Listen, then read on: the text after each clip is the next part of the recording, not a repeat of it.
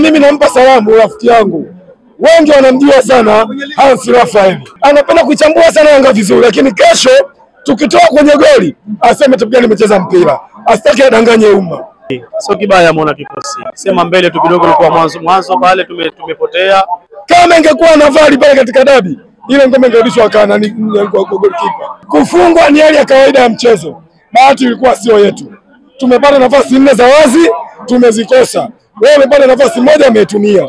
Dabi ya Kariakoo imekamilika, dakika 90 zimeamua nani abebe ngao ya jamii leo hii, na Young Africans ya Dar es Salaam imeibuka mshindi kwenye ngao ya jamii kwa goli 1-0 dhidi ya Simba Sports Club. Kwa mara ya 6 mfululizo Simba anapoteza kwenye dabi ya Kariakoo. Niko na mashabiki wa club ya Young Africans pamoja na Simba. Bana, habari nzuri. Dabi imekamilika na mtani ameondoka na ushindi wa goli 1-0. Unaizungumziaje mechi ya leo? Kwanza viongozi wa Simba wamefanya kazi kubwa sana. Ngao iliyopita Simba tulicheza lakini hatukucheza kama leo. Yaani haki yake mtu mpeni. Na hata kama Yanga ametufunga ila atalala na viatu. Yaani lazima alale na viatu. Na lazima mwalimu atakapoenda kwenye kubadilisha nguo wanajua ile mziki wa Simba si wa kitoto. Kwa sababu mwanzo mwisho wamecheza kwa bidii, hawajakata moto, Yanga wanalala wanagalagala mpira uishe. Umeelewa vizuri? Kufungwa ni hali ya kawaida ya mchezo. Bahati ilikuwa sio yetu. Tumepata nafasi 4 za wazi, tumezikosa. Wewe umepata nafasi moja umetumia. Japokuwa ilikuwa ni offside. Kama ingekuwa na vali pale katika dabi, ile ngome ingerudishwa kana ni goalkeeper. Ila tu bahati ilikuwa sio yetu. Tumekosa nafasi 4 za wazi. Na kama umeona mpira wewe mwenyewe mheshimiwa, na wewe mwenyewe mwandishi, mpira unaanza kipindi cha kwanza tulitawala mchezo. Kipindi cha pili tulikuja tukapoteana kidogo, lakini tukarudi katika fomu. Yanga wanatia goli, wanarudi nyuma mpaka mpira unaisha. Ina maana tayari Yanga walijua Simba hii sio Simba miaka 4 nyuma. Narudia tena. Yanga akae kwa kujiangalia sana. Kunifunga kwenye ngao ya hisani imekuwa kama bahati.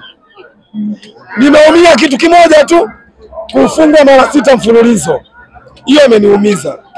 Lakini mnaamini pia mimi mwaka 2000 mpaka mwaka 2010 Yanga alikuwa anatoa suluhu tu kwangu.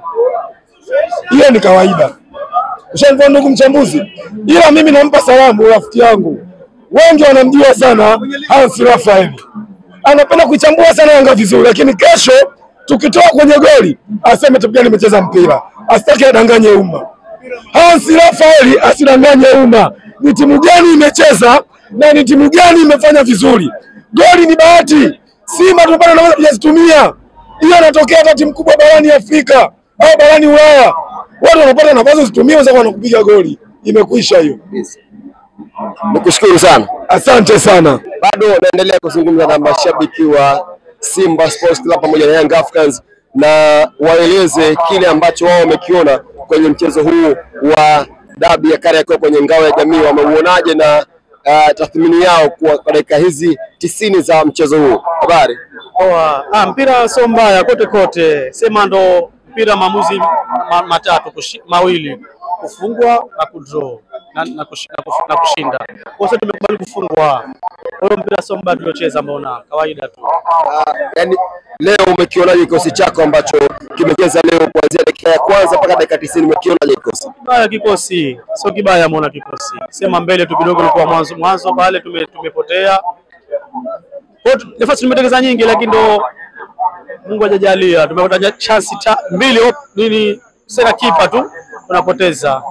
Kwa hiyo wao wamepata chance moja imewasaidia. Kwa hiyo hatuna sababu ya kwa tukatae kufungwa. Tumefungwa. Matumaini yako sasa kuelekea msimu mpya wa ligi kuu soka Tanzania bara, matumaini yako ni yapi? Matumaini yangu mimi sio mabaya, mazuri tu, nategemea ushindi utakuwepo. Sio mbaya mpaka sasa hivi. Hatujakata tamaa bado. Kushukuru sana. Dakika 90 za mchezo wa dabi ya Kariakoo ngao ya jamii zimekamilika pale Lupaso Benjamin Mkapa Stadium, ambapo Young Africans ya Dar es Salaam yenye makao makuu yake pale mitaa ya Tigo na Jangwani imefanikiwa kutoa ngao ya jamii kwa mara ya 5 mfululizo, ikimfunga, lakini mara hii ikimfunga mtani wake Simba Sports Club, lakini pia ni mara ya 6 mfululizo anamfunga mtani. Hapa tumepata nafasi ya kuzungumza na mashabiki wa club ya Young Africans pamoja na Simba kwenye eneo hili la Amani Mlingotini. Nikwambie tu muda wote huo ulikuwa nami kwa Sultani Kiungo, mchezeshaji jezi nambari 5 mgongoni. Usisahau kusubscribe, kulike, kucomment na kushare. Mshindo TV.